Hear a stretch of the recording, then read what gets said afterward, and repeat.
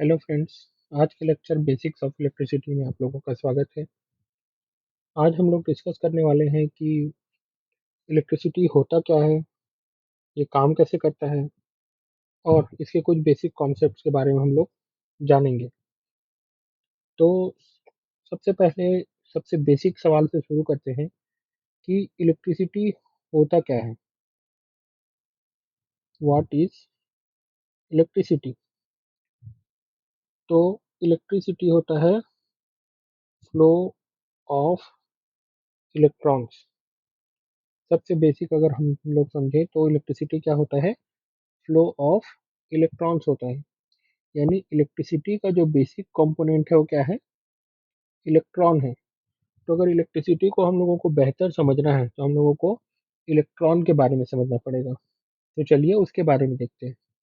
तो modern theory के अनुसार कोई भी जो मैटर होता है, मैटर का मतलब यहाँ पर है सॉलिड, लिक्विड और गैस। कोई भी जो मैटर होता है वो एक बेसिक कंपोनेंट मॉलिक्यूल से मिलकर बना होता है। जैसे आप सब लोगों को पता होगा, मैटर जो है वो किससे मिलकर बना होता है, मॉलिक्यूल से। मॉलिक्यूल जो है वो किससे मिलकर बना होता है, एटम से मिलकर बना होता है। अब और डीप में अगर हम लोग जाएं तो एटम जो है वो तीन चीज़ों से मिलकर बनता है। सबसे पहले है प्रोटॉन, न्यूट्रॉन और तीसरा है इलेक्ट्रॉन। जो प्रोटॉन है वो क्या होता है, पॉजिटिव चार्ज पार्टिकल होते हैं। जो इलेक्ट्रॉन होते हैं वो क्या होते हैं, निगेटिव चार्ज पार्टिकल होते हैं। और जो न्यूट्रॉन होते हैं वो क्या होते हैं, न्यूट्रल। इसमें कोई भी चार्ज नहीं होता है।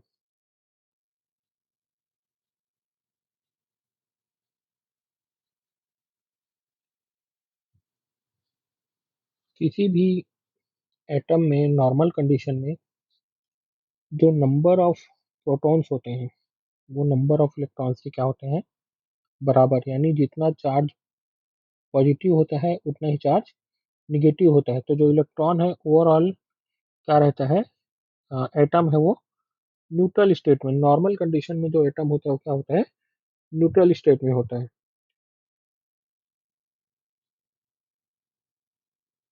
अब देखो एटम में भी इलेक्ट्रॉन है, और जो इलेक्ट्रिसिटी था उसका बेसिक कंपोनेंट क्या था, इलेक्ट्रॉन। यानी हम लोग यह कह सकते हैं कि कोई भी जो मैटर होता है उसका जो नेचर होता है वो क्या होता है, इलेक्ट्रिक होता है। कोई भी जो मैटर है उसका जो नेचर क्या है, इलेक्ट्रिक है। अब वो मैटर इलेक्ट्रिसिटी या चार्ज देगा कि नहीं देगा, ये किस पर डिपेंड करता है, उस पर्टिकुलर मैटर में नंबर ऑफ प्रोटॉन्स और इलेक्ट्रॉन्स के बैलेंस पर डिपेंड करता है। इसका मतलब ये है कि यदि नंबर ऑफ प्रोटॉन्स और नंबर ऑफ इलेक्ट्रॉन्स बराबर हुए तो वो जो एटम है वो क्या हो गया, न्यूट्रल हो गया। या जो वो जो मैटर है वो क्या हो गया, न्यूट्रल हो गया। यानी उसमें कोई भी चार्ज नहीं है। सेकंड केस बनता है कि नंबर ऑफ प्रोटॉन्स जो है वो सॉरी नंबर ऑफ प्रोटॉन्स जो है वो नंबर ऑफ इलेक्ट्रॉन से क्या हो जाए, ज़्यादा हो जाए। ऐसा कब हो सकता है, जब हम लोग उस एटम से इलेक्ट्रॉन को निकाल लें। एटम से हम लोग इलेक्ट्रॉन को क्या करेंगे, निकाल लेंगे। तो उसमें प्रोटॉन की अधिकता हो जाएगी, पॉजिटिव चार्ज की अधिकता हो जाएगी।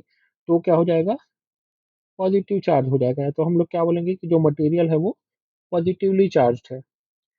तीसरा केस बनता है कि अगर पॉजिटिव चार्ज निगेटिव चार्ज से कम है, यानी प्रोटॉन जो है वो इलेक्ट्रॉन से कम है। यदि किसी तरह से हम लोग उस एटम में एक्स्ट्रा इलेक्ट्रॉन डाल सकें, उस मैटर में एक्स्ट्रा इलेक्ट्रॉन डाल सकें, तो जो मैटर है वो क्या हो जाएगा, निगेटिवली चार्ज। और हम लोग कहेंगे कि जो मैटर है वो निगेटिवली चार्ज है। अब यहाँ पर ध्यान देने वाली बात यह है कि हम लोग बोल रहे हैं कि जो मैटर है वो पॉजिटिवली चार्ज हो जाएगा या मैटर जो है वो निगेटिवली चार्ज हो जाएगा। तो कितना चार्ज होगा वो कैसे पता चलेगा, यूनिट ऑफ चार्ज से। कैसे पता चलेगा, यूनिट ऑफ चार्ज से।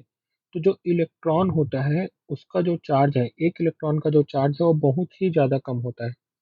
अब इतने कम यूनिट को अगर हम लोग इतने कम क्वांटिटी को अगर हम लोग यूनिट बनाएंगे तो कन्वीनियंट नहीं रहेगा। तो उसके लिए हम लोग क्या किए हैं, 1 कूलम्ब चार्ज का यूनिट क्या बना दिए हैं? चार्ज का यूनिट क्या बना दिए हैं? कूलम्ब। और 1 कूलम्ब का मतलब होता है 625 इंटू 10⁻16 इलेक्ट्रॉन्स का चार्ज। इसको ध्यान दीजिए, ये इंपॉर्टेंट पॉइंट है। 1 कूलम्ब में कितना चार्ज होता है या कितने इलेक्ट्रॉन का चार्ज होता है? 1 कूलम्ब में 625 इंटू 10⁻16 इलेक्ट्रॉन्स का चार्ज होता है। और एक इलेक्ट्रॉन में कितना चार्ज होता है? -1.6 इंटू 10⁻19 कूलम्ब। क्वांटिटी कितना, ये जो वैल्यू है वो कितना कम है आप लोग देख रहे हैं, इंटू 10⁻- में है 19। ये जो दोनों वैल्यू है ये आप लोग याद कर लीजिए, ये हमेशा याद होना चाहिए।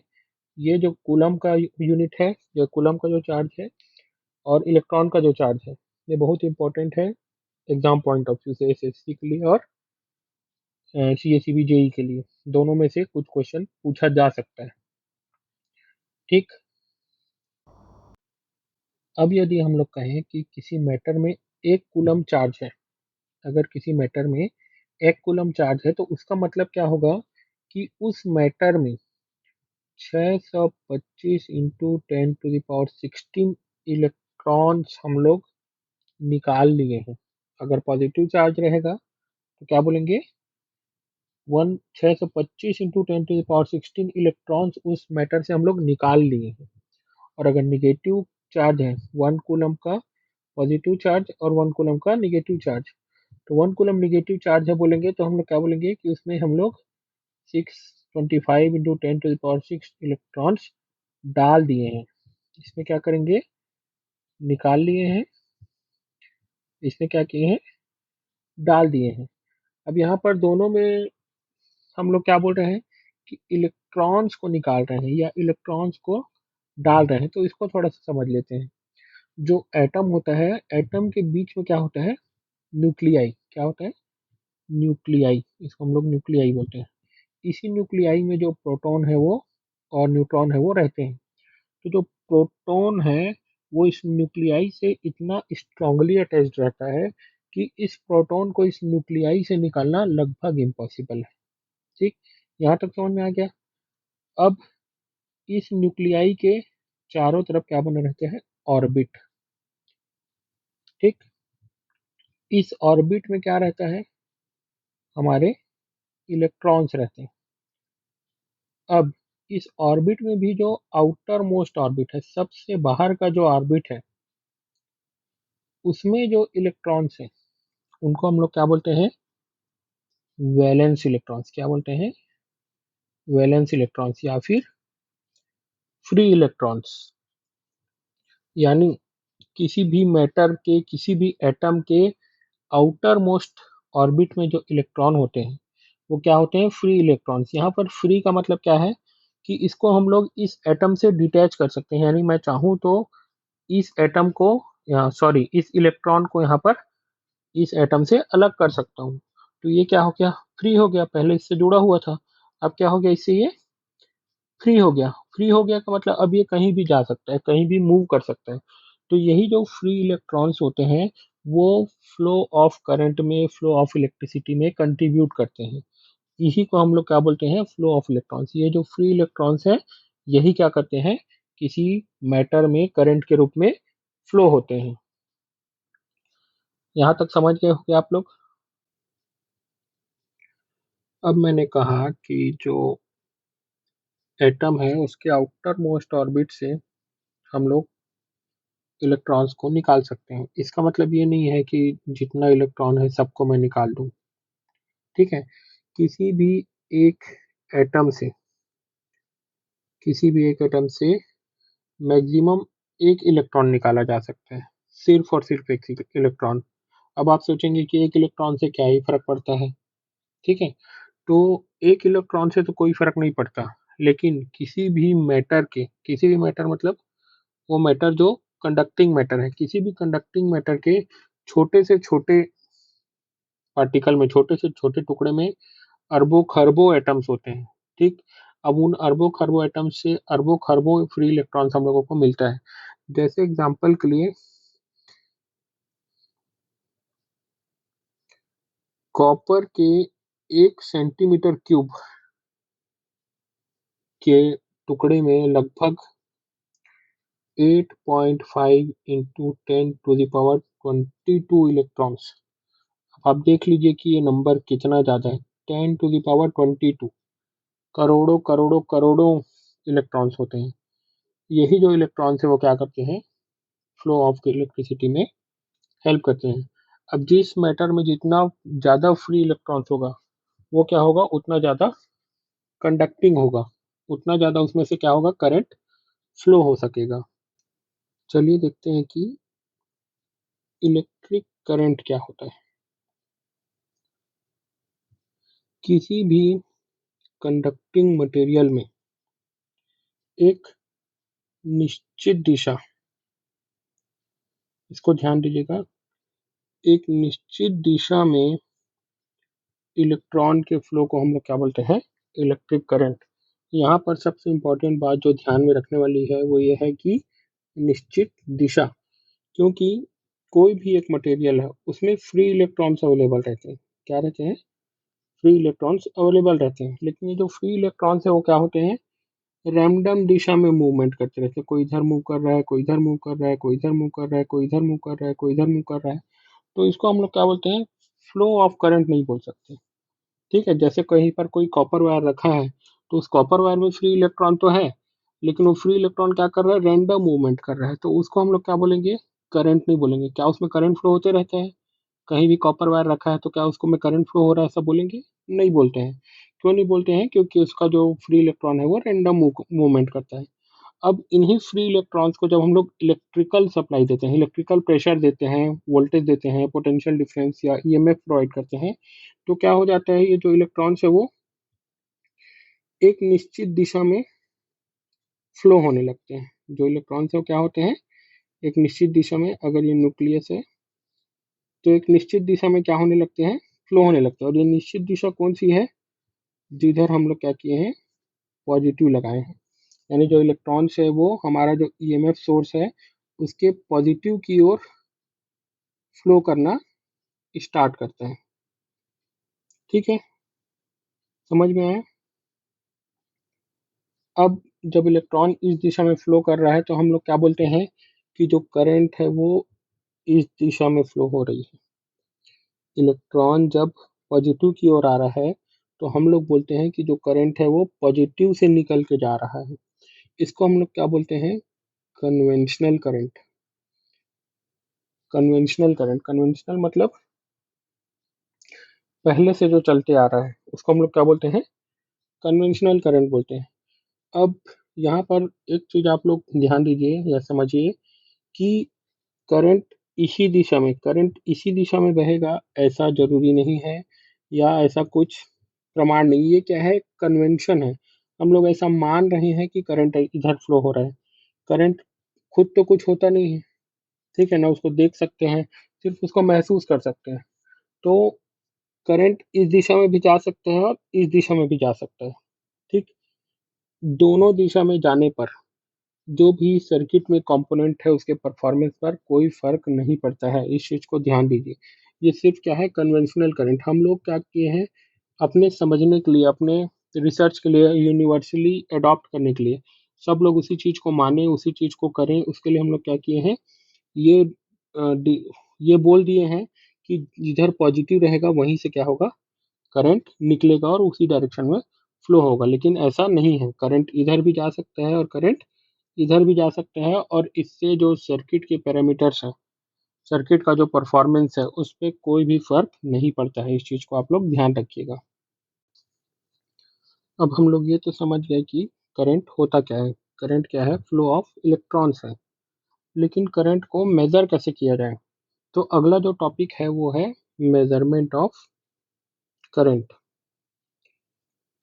मेजरमेंट ऑफ करंट, करंट के मेजरमेंट को समझने के लिए एक छोटे से उदाहरण से हम लोग शुरुआत करते हैं कि माना कि कोई टंकी है। ठीक, इस टंकी में लगा हुआ है एक नल।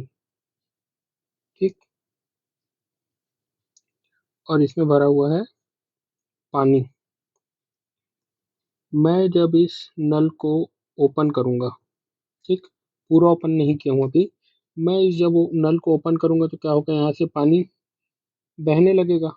ठीक, अब मैं नल को इतना ओपन किया हूँ कि 1 लीटर पानी 1 सेकंड में बाहर आ रहा है। ठीक, समझ में आया? तो मैं क्या बोलूंगा कि कितना पानी बह रहा है? 1 लीटर प्रति सेकंड। क्या बोलूंगा, कितना पानी बह रहा है? 1 लीटर प्रति सेकंड। अब इसके मुंह को अगर मैं और ज्यादा खोल दिया, नल के मुंह को इतना खोल दिया कि अब 3 लीटर पर सेकंड फ्लो हो रहा है। ठीक, समझ में आ गया? यहाँ तक क्लियर है? सिंपल से एक टंकी है जिसमें एक नल लगा हुआ है और एक नोजल लगा हुआ है। नोजल को खोलने पर ये पता चलता है कि कितना पानी वहां से नल से निकल रहा है, 1 लीटर प्रति सेकंड है या फिर 3 लीटर है या 5 लीटर, जो भी है। उसी प्रकार अभी हम लोग क्या बोल रहे हैं बार बार कि flow of electrons, flow of electrons, flow of electrons. लेकिन जो करंट है उसको नापेंगे कैसे? तो किसी भी कंडक्टर में, किसी भी मटेरियल में, किसी पार्टिकुलर क्रॉस सेक्शन, मान लो यहाँ पर एक नाका बना दिए हैं और यहाँ एक आदमी खड़ा है जो ये देख रहा है कि इस साइड से उस साइड, इस साइड से इस साइड कितना चार्ज, क्या चीज जा रहा है? चार्ज। किस में जा रहा है? कूलम में। कितना चार्ज इस पर्टिकुलर नाका को पार करके उस पार जा रहा है, उसको क्या कर रहा है ये आदमी यहाँ पर बैठे बैठे मेजर कर रहा है। इसी फ्लो ऑफ चार्ज को हम लोग क्या बोलते हैं? करंट। ठीक, इसी फ्लो ऑफ चार्ज को क्या बोलते हैं? करंट। जितना चार्ज यहाँ से इस लाइन से 1 सेकंड में पार करते हैं, कितने सेकंड में? 1 सेकंड में पार करता है, उसको हम लोग क्या बोलते हैं? यूनिट ऑफ करंट या फिर मेजरमेंट ऑफ करंट। मतलब अगर यहाँ से 1 सेकंड में 1 कूलम पार हुआ तो उसको हम लोग क्या बोलेंगे? 1 एम्पियर करंट। समझ में आया? अगर किसी पर्टिकुलर प्लेस से, जरूरी नहीं है कि ये नाका यहाँ पर हो, यहाँ पर भी हो सकता है, यहाँ पर भी हो सकता है, यहाँ पर भी हो सकता है और यहाँ पर भी, कहीं पर भी हो सकता है, कहीं भी किसी भी क्रॉस सेक्शन से प्रति सेकंड जितना चार्ज, जितना कूलम चार्ज क्रॉस करता है उसको हम लोग क्या बोलते हैं? उसका करंट बोलते हैं, जो कि एम्पियर। करंट का यूनिट क्या होता है? एम्पियर होता है। ठीक, तो अगर यहाँ से 1 सेकंड में 1 कूलम गया तो कितना करंट हुआ? 1 एम्पियर। यहीं से अगर 1 सेकंड में 3 कूलम गया तो 3 एम्पियर। ठीक, 5 कूलम गया तो 5 एम्पियर। समझ में आ गया? ठीक, ये क्या है? करंट क्या है? 1 ampere is equal to 1 coulomb of charge per second. 1 ampere का मतलब है 1 कूलम चार्ज जो है वो 1 सेकंड में पार करता है।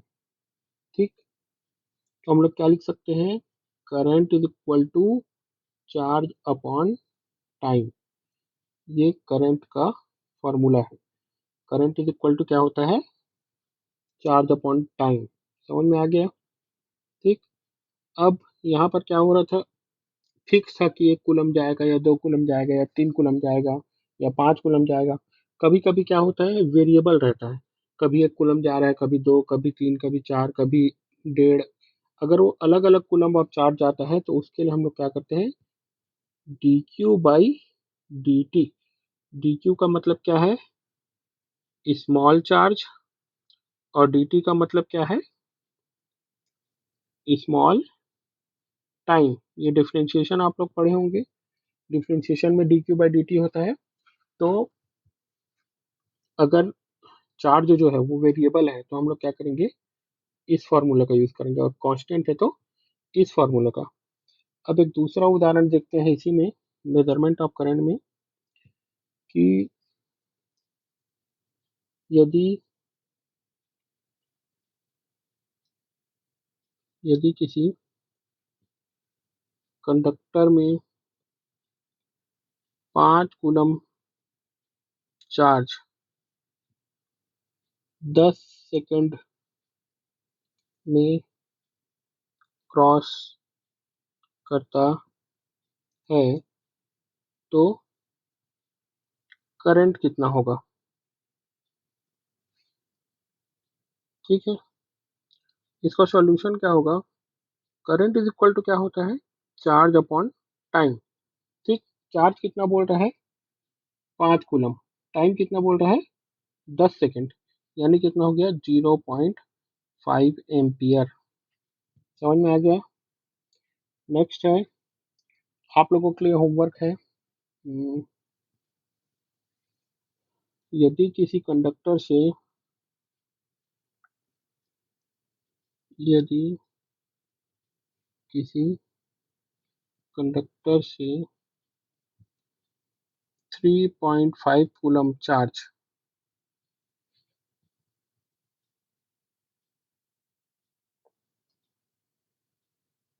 2 सेकंड में पार होता है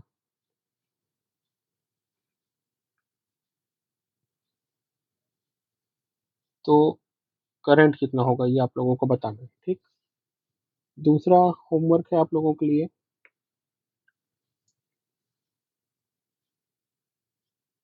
यदि किसी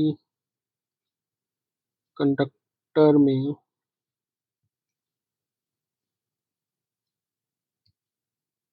10 एम्पियर करंट फ्लो हो रहा है